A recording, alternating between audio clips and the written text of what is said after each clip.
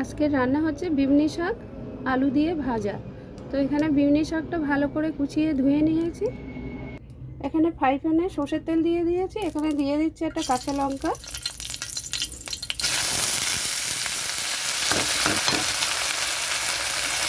তো এখানে দিয়ে দিচ্ছি শাক আলু। এটা এখন ভাজা হবে।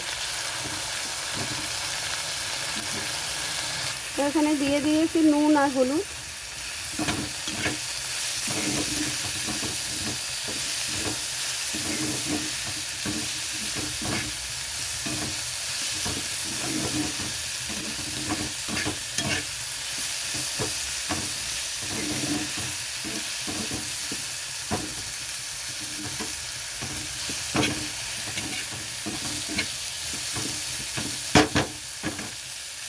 এটা একটু চাপা দিয়েছিলাম, চাপাটা নামিয়ে নিচ্ছে।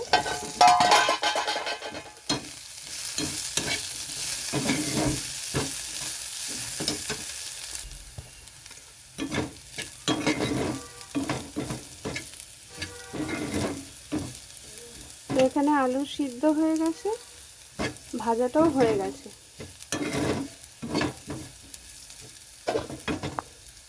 তো এটা নামিয়ে নিয়েছি ভাজাটা।